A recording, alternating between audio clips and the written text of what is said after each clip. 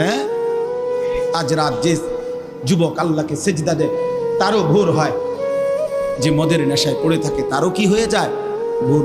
স্বার্থপর এই দুনিয়া যুবক, নওজওয়ান মনে রাখো, স্বার্থপর এই দুনিয়া, কারো কথা মনে রাখে না, কারো জন্য থেমে থাকে না।